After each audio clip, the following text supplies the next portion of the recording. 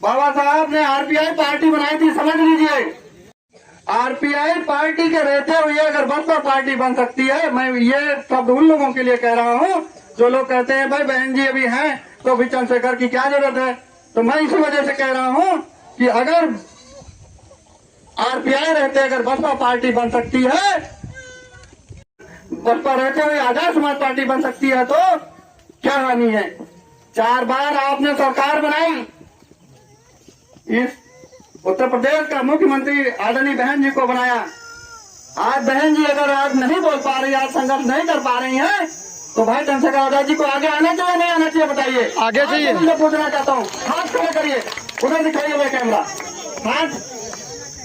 अगर बात बहन जी से संघर्ष नहीं हो पा रहा है तो भाई चंद्रशेखर आजाद जी को आना चाहिए नहीं आना चाहिए। वेरी गुड, ये होना चाहिए, क्योंकि परिवर्तन चाहता हूँ मैं। भाई मैं बहन जी का विरोधी नहीं हूँ, मेरी वो आदरणीय बहन जी है, वो मेरी बहन जी, मैं उनके खिलाफ एक लफ्ज भी नहीं सुन सकता, लेकिन मैं अपने समाज के सामने गद्दारी नहीं कर सकता। मैं अपने समाज के सामने गद्दारी नहीं कर सकता। अगर मैं उसी को लेकर के बैठा रहूं तो मेरे समाज के सामने क्या होगा, गद्दारी होगी, ये घरवाद होगा। एक से एक महापुरुष आए चले गए, परिवर्तन होता रहा।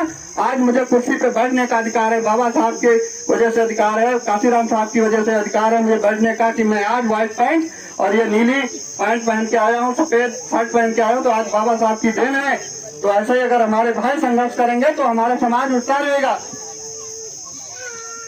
तो मेरे सम्मानित साथियों, बहुत समय हो गया है, आप सभी ने हमको सुना, हमारी पार्टी के बारे में सुना, इसके लिए बहुत बहुत धन्यवाद।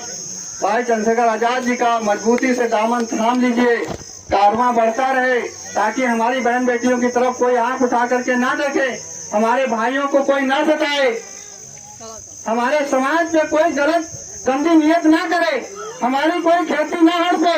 कोई मजबूत नेता चुनिए, मजबूत नेता जो आपके साथ दुख और दर्द में खड़ा रहे। मेरे सम्मानित साथियों, इसके लिए क्या करना पड़ेगा, इसके लिए आजाद समाज पार्टी को बढ़ाना होगा और भाई चंद्रशेखर आजाद जी का मजबूती से दामन थामना होगा। मेरे सम्मानित साथियों, अगर आप चाहते हैं कि दिल्ली लाल किले से कोई अगर हमारा प्रधानमंत्री झंडा फहराए, तो उसके लिए आपको मेहनत करनी पड़ेगी। मेरे सम्मानित साथियों, मेहनत करनी पड़ेगी, गांव-गांव आपको जाना पड़ेगा और जगाना पड़ेगा। आपको आजाद समाज पार्टी की नीतियों को बताना पड़ेगा कि आजाद समाज पार्टी क्या चाहती है। आजाद समाज पार्टी भाई चंद्रशेखर आजाद जी चाहते हैं कि जो भूमिहीन लोग हैं, जिनके पास भूमि नहीं है, उनको भूमि दी जाए। अरे हमारी आपकी खेतियां हड़पी गई हैं, क्या वो लेके पैदा हुए थे? कोई इसमें कौन ऐसा योद्धा है बैठा हुआ जो खेती लेके पैदा हुआ हो? हमारे पास में, हमारे वर्ग के पास में, हमारी जाति के पास में, हमारे लोगों के पास में खेतियां कम क्यों हैं? क्योंकि खेतियां हमारी छीनी गई हैं। हमारे, आपने कभी विचार किया कि आपके बाबा के पास में जमीन कम क्यों थी? क्योंकि आपकी जमीन छीनी गई है। इन जिम्मेदार लोगों ने आपकी जमीनें हड़पी है। ये खेती लेकर पैदा नहीं हुए, उनको ड्रा धमका करके, उनके अंगूठे लगवा करके नाम कराई गई खेतियां हैं। आप भी पैदा हुए उस जमीन पे। कबीर साहब ने कहा है, आए एक ही देश से उतरे एक ही घाट, हवा लगी संसार की हो गए 12 बाट।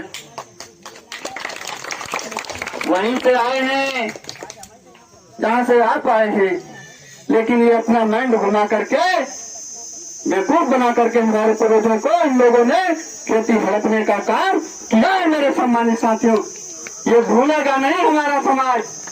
और मैं विनोद गौतम, हरदोई का जिला अध्यक्ष आजाद समाज पार्टी का, मैं अपना बदला, अपने समाज का बदला लेकर के रहूंगा। मेरे सम्मानित साथियों, हरदोई जिले